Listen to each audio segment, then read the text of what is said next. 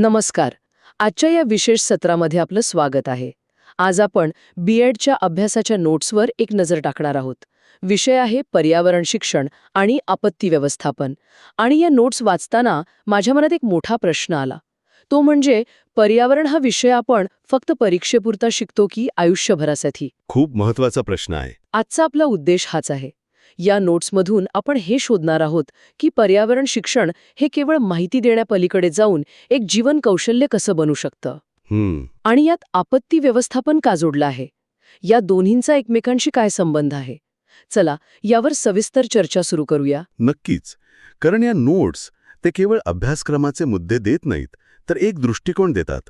आणि त्यातून हे स्पष्ट होतं की पर्यावरण शिक्षण हे वर्गाच्या 4 भिंतींपुरतं मर्यादित नाहीये. या नोट्सनुसार त्याचा नेमका अर्थ काय आहे? मला वाटतं यात F.G. वॅगनर यांची एक व्याख्या दिली आहे. होय, आणि ती खूपच व्यापक आहे. व्याख्या म्हणते, व्यक्ती, जीव अथवा समूह यांच्यावर परिणाम करणारी बाह्य स्थिती, घटक किंवा वस्तू म्हणजे पर्यावरण होय. आता हे ऐकायला थोडं किचकट वाटेल कदाचित. हो, थोडंसं. पण याचा अर्थ खूप सोपा आहे. म्हणजे सोप्या भाषेत सांगायचं झालं तर आपण सकाळी उठल्यापासून रात्री झोपेपर्यंत ज्या गोष्टींशी आपला संबंध येतो, मग ती घरातली हवा असो, बाहेरचा गोंगाट असो, आपण जे पाणी पितो ते असो, किंवा अगदी कामाच्या ठिकाणचे सहकारी असोत, बरोबर. हे सगळं मिळून आपलं पर्यावरण बनतं. ते फक्त जंगल, डोंगर किंवा नदीपुरतं मर्यादित नाहीये, बरोबर? अगदी बरोबर. आणि म्हणूनच या नोट्समध्ये पर्यावरणाचे 3 घटक सांगितले आहेत: जैविक, अजैविक आणि सांस्कृतिक. अच्छा. जैविक म्हणजे वनस्पती, प्राणी, आपण स्वतः. अजैविक म्हणजे हवा, पाणी, माती, सूर्यप्रकाश. पण तिसरा घटक सांस्कृतिक पर्यावरण हा खूप महत्वाचा आहे. यात आपले कायदे, आपली अर्थव्यवस्था, आपली समाजव्यवस्था, आपल्या सवयी या सगळ्या गोष्टी येतात. आणि या तिन्ही घटकांमधल्या गुंतागुंतीच्या आंतरसंबंधांचा अभ्यास म्हणजेच पर्यावरणशास्त्र. ठीक आहे, ही व्याप्ती तर खूपच मोठी आहे आणि म्हणूनच या नोट्समधला पुढचा मुद्दा मला खूपच रंजक वाटला. तो म्हणजे पर्यावरणशास्त्र हे एक आंतरविद्याशाखीय क्षेत्र आहे. हो. म्हणजे ते अनेक विषयांशी जोडलेलं आहे. भूगोल, रसायनशास्त्र, जीवशास्त्र हे तर अपेक्षितच आहे, पण या नोट्समधला खरा रंजक मुद्दा म्हणजे इतिहास आणि पर्यावरणाचा संबंध. बरोबर. आपण इतिहासाकडे सहसा कसं पाहतो? राजा महाराजांची युद्धे, तह, साम्राज्यांचा उदय आणि अस्त, असं काहीतरी. हो, पण या नोट्स आपल्याला एक वेगळाच दृष्टिकोन देतात. उदाहरणार्थ, औद्योगिक क्रांती ही फक्त एक आर्थिक किंवा तांत्रिक घटना नव्हती, तर ती पर्यावरणाच्या मोठ्या ऱ्हासाची सुरुवात होती. अच्छा. तेव्हापासून प्रदूषण आणि संसाधनांचा बेसुमार वापर सुरू झाला. म्हणजे इतिहासाच्या चुकांमधून आपण काय शिकू शकतो हे इथे महत्वाचं आहे. पण एक मिनिट, हे खूपच व्यापक वाटतंय. म्हणजे एक शिक्षक एकाच वेळी इतिहास, अर्थशास्त्र आणि जीवशास्त्र कसं शिकवणार? हे प्रत्यक्षात शक्य आहे का? खूप चांगला प्रश्न आहे. नाही, याचा अर्थ असा नाही की पर्यावरण शिक्षकाने प्रत्येक विषयात पारंगत असायला हवं. मुद्दा हा आहे की त्याने ह्या विषयांमधले संबंध विद्यार्थ्यांना दाखवून द्यायचे आहेत. उदाहरणार्थ, समजा पाणी टंचाईवर बोलायचं आहे, तर फक्त भूगोलाचा विचार करून चालणार नाही. पाणी वाटपाचे नियम काय आहेत म्हणजे राज्यशास्त्र आलं. पाण्याच्या वापराच्या सवयी कशा बदलल्या आहेत म्हणजे समाजशास्त्र आलं. आणि पाणी टंचाईमुळे लोकांच्या आरोग्यावर काय परिणाम होतो म्हणजे आरोग्यशास्त्र. अगदी. हे सर्व पैलू एकत्र आणावे लागतात. आणि इथेच कदाचित आपत्ती व्यवस्थापनाचा संबंध येतो, नाही का? बरोबर. पर्यावरणाचा ऱ्हास झाला की पूर, भूस्खलन, दुष्काळ यांसारख्या आपत्ती वाढतात. म्हणजे भूगोल शिकताना केवळ नदीचा उगम कुठे होतो हे महत्वाचं नाही, तर नदीला पूर काय येतो आणि आल्यावर काय करावं हे शिकणं म्हणजे आपत्ती व्यवस्थापन. अगदी अचूक. हे दोन्ही विषय खरं तर एकाच नाण्याच्या दोन बाजू आहेत. हो ना. निसर्गाचा समतोल बिघडला की आपत्ती येतात.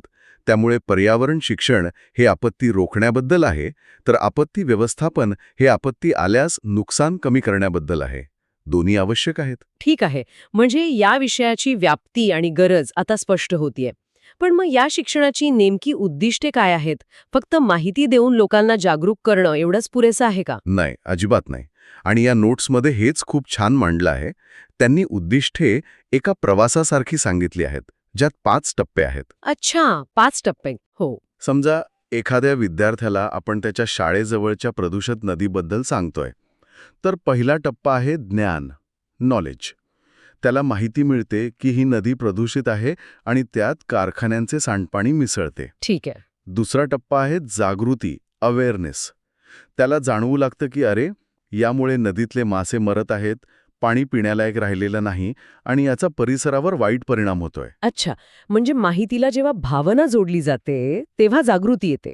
अगदी बरोबर. मग येतो तिसरा टप्पा, अभिवृत्ती, ॲटिट्यूड.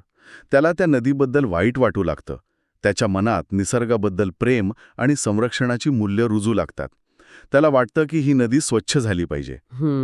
चौथा टप्पा आहे कौशल्य, स्किल्स. तो विचार करू लागतो की हे प्रदूषण थांबवण्यासाठी काय करता येईल. म्हणजे उपाय शोधायला लागतो. हो, संबंधित अधिकाऱ्याला पत्र कसं लिहायचं, पाण्याची गुणवत्ता कशी तपासायची, ही कौशल्य तो शिकतो.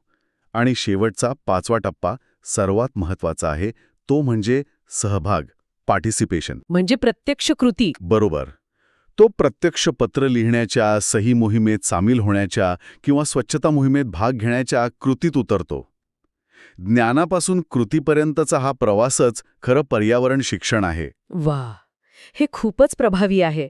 म्हणजे 5 उद्दिष्टे अशी वेगळी लक्षात ठेवण्यापेक्षा या नदीच्या उदाहरणाने ती कायमची लक्षात राहतील. हो ना. हे फक्त डोक्याला खुराक देणारं शिक्षण नाहीये. यातून विद्यार्थ्यांच्या मनात निसर्गाबद्दल प्रेम निर्माण झालं पाहिजे आणि ते काहीतरी करायला प्रवृत्त झाले पाहिजेत. हा खरा उद्देश आहे. अगदी. ठीक आहे, म्हणजे ही उद्दिष्टे खूप मोठी आणि महत्वाची आहेत. पण ही फक्त कागदावर राहून चालणार नाहीत. ही विद्यार्थ्यांपर्यंत पोहोचवण्यासाठी शिक्षकाला काय वेगळं करावं लागेल, कारण पारंपरिक पद्धतीने पाठांतर करून शिकवण्याचा हा विषय नाहीये. बरोबर? अजिबात नाही. आणि म्हणूनच या नोट्समध्ये प्रत्यक्ष आणि अप्रत्यक्ष अशा 2 अध्यापन पद्धतींवर भर दिलाय. हा. प्रत्यक्ष पद्धती म्हणजे विद्यार्थ्यांना वर्गाबाहेर थेट निसर्गाच्या सान्निध्यात नेऊन शिकवणे. अच्छा. कारण पर्यावरण हे प्रयोगशाळेत नाही, तर निसर्गातच उत्तम शिकता येतं. यात निसर्ग निरीक्षण, क्षेत्राभ्यास म्हणजे फील्डवर्क यांसारख्या पद्धती येतात. ही क्षेत्र अभ्यास पद्धत खूपच प्रभावी वाटते. कारण मला आठवतंय, शाळेत असताना आम्हाला नदीच्या पाण्याची तपासणी करायला नेलं होतं. पुस्तकात वाचलेल्या प्रदूषणाच्या व्याख्यांपेक्षा त्या नदीचा बदललेला रंग आणि वास जास्त परिणामकारक होता. तो अनुभव मी अजून विसरलेली नाहीये. तुमचा अनुभव अगदी योग्य आहे. प्रत्यक्ष अनुभव हा 1000 शब्दांपेक्षा जास्त प्रभावी असतो. याचबरोबर प्रकल्प पद्धत म्हणजे प्रोजेक्ट मेथड सुद्धा खूप उपयुक्त आहे. त्यात काय करतात? यात विद्यार्थ्यांना एखादी समस्या देऊन त्यावर काम करायला लावलं जातं. जसं की शाळेच्या परिसरात प्लास्टिक कचऱ्याचे व्यवस्थापन कसे कराल, किंवा आपत्ती व्यवस्थापनाच्या संदर्भात भूकंप आल्यास शाळेतून सुरक्षित बाहेर पडण्यासाठी एक योजना तयार करा आणि एक मॉक ड्रिल आयोजित करा. वा, म्हणजे विद्यार्थ्यांना फक्त समस्या नाही तर उपाय शोधायलाही शिकवलं जातं. बरोबर. आणि अप्रत्यक्ष पद्धती कोणत्या आहेत ज्या वर्गात वापरल्या जातात? अप्रत्यक्ष पद्धतींमध्ये गटचर्चा, परिसंवाद, कथाकथन यांसारख्या गोष्टी येतात. एखाद्या विषयावर, जसे की वाढतं शहरीकरण आणि पर्यावरणावरील परिणाम, यावर वर्गात चर्चा घडून आणल्यास विद्यार्थ्यांना वेगवेगळे दृष्टिकोन समजतात. विचारांना चालना मिळते. हो, पण या सगळ्या पद्धती यशस्वी होण्यासाठी शिक्षकाची भूमिका खूप महत्वाची ठरते. बरोबर. केवळ पुस्तकी ज्ञान देणारा शिक्षक इथे चालणार नाही. या नोट्सनुसार एखाद्या पर्यावरण शिक्षकामध्ये कोणते गुण असायला हवेत? या नोट्समध्ये शिक्षकाला मार्गदर्शक किंवा प्रेरक म्हटलं आहे, फॅसिलिटेटर किंवा मोटिवेटर. शिक्षक नाही. नाही. नाही. त्याचा दृष्टिकोन सकारात्मक हवा, निसर्गाबद्दल प्रेम हवं आणि सर्वात महत्त्वाचं म्हणजे त्याने विद्यार्थ्यांना उत्तरं देण्याऐवजी प्रश्न विचारायला शिकवलं पाहिजे. त्याने असं वातावरण तयार केलं पाहिजे की विद्यार्थी स्वतः निरीक्षण करतील, विचार करतील आणि शिकतील. छान. उदाहरणार्थ, आपण जे डबे आणतो त्यात एवढं प्लॅस्टिक का असतं? हा प्रश्न वर्गात एका विद्यार्थ्याने विचारला तर तोच एका मोठ्या प्रकल्पाचा विषय बनू शकतो. शेवटी आपण अभ्यासक्रमाच्या रचनेवर एक नजर टाकूया. कारण या नोट्समध्ये जो अभ्यासक्रम दिला आहे त्यात 4 युनिट्स आहेत आणि त्यांची रचना आपण केलेल्या चर्चेला अगदी पूरक आहे. हो, या अभ्यासक्रमाची रचना खूप विचारपूर्वक केलेली दिसते. पहिला युनिट पर्यावरण शिक्षण या संकल्पनेवरच आहे. म्हणजे पाया पक्का करायचा. बरोबर. त्यात त्याचा अर्थ, व्याप्ती, आंतरविद्याशाखीय स्वरूप आणि उद्दिष्ट येतात. हा एक वैचारिक पाया आहे. दुसरा युनिट पर्यावरण प्रदूषण आणि आरोग्य या थेट समस्येवर लक्ष केंद्रित करतो. यात वायू, जल, मृदा प्रदूषण आणि त्याचे मानवी आरोग्यावर होणारे परिणाम यांचा समावेश आहे. हा एक अत्यंत व्यावहारिक आणि महत्त्वाचा विषय आहे. आणि तिसरा आणि चौथा युनिट तर पूर्णपणे आपत्ती व्यवस्थापनाला वाहिलेला आहे. बरोबर. आणि यातून या विषयाचं गांभीर्य लक्षात येतं. तिसरा युनिट आपत्ती व्यवस्थापन म्हणजे काय, त्याचे नैसर्गिक आणि मानवनिर्मित प्रकार कोणते यावर आहे. तर चौथा युनिट थेट कृतीवर येतो, बचावकार्य आणि मदत. अच्छा. यात बचाव पथके कशी तयार करावीत, प्रथमोपचार कसे करावेत, आपत्कालीन परिस्थितीत काय करावे आणि काय करू नये यांसारख्या जीवनोपयोगी गोष्टी आहेत. म्हणजे हे शिक्षण फक्त सैद्धांतिक नाहीये. अजिबात नाही. या रचनेतून हे स्पष्ट होतं की हे शिक्षण प्रत्यक्ष जीव वाचवण्यासाठी आणि संकट काळात योग्य निर्णय घेण्यासाठी सुद्धा आहे. आणि आपत्ती व्यवस्थापन या विषयाच्या अनेक महत्वाच्या पैलूंवर प्रकाश टाकला. पर्यावरण म्हणजे फक्त निसर्ग नाही, तर आपली संपूर्ण सामाजिक, आर्थिक व्यवस्था आहे. हे शिक्षण केवळ माहितीसाठी नाही, तर कृतीसाठी आहे. आणि शिक्षक हा केवळ शिकवणारा नाही, तर एक प्रेरक आहे. हो, हे मुद्दे आजच्या चर्चेतून अगदी स्पष्ट झाले. आणि सर्वात महत्त्वाचं म्हणजे पर्यावरण शिक्षण आणि आपत्ती व्यवस्थापन हे दोन वेगळे विषय नाहीत. पर्यावरणाची काळजी घेतली नाही तर आपत्ती ओढवतात, आणि आपत्ती व्यवस्थापनाचे कौशल्य नसेल तर आपण त्या संकटाचा सामना करू शकत नाही. हे एक मूल्य शिक्षण आहे जे आपल्याला एक जबाबदार नागरिक बनण्यास मदत करतं. बरोबर. जाता जाता ऐकणाऱ्यांसाठी एक विचार. हो, या नोट्समध्ये पर्यावरण संरक्षणासाठी काम करणाऱ्या राष्ट्रीय आणि आंतरराष्ट्रीय संस्थांचा उल्लेख आहे, जसे की WWF, UNEP. यावरून एक महत्त्वाचा प्रश्न निर्माण होतो.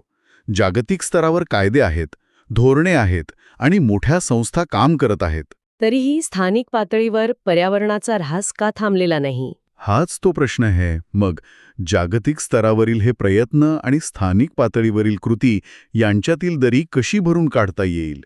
शिक्षणाच्या माध्यमातून मिळालेल्या ज्ञानाला प्रत्येक व्यक्ती आपल्या दैनंदिन जीवनात उतरवून ही दरी कमी करू शकते का? आणि हे ज्ञान कृतीत आणण्याची सुरुवात आपण कुठून करू शकतो?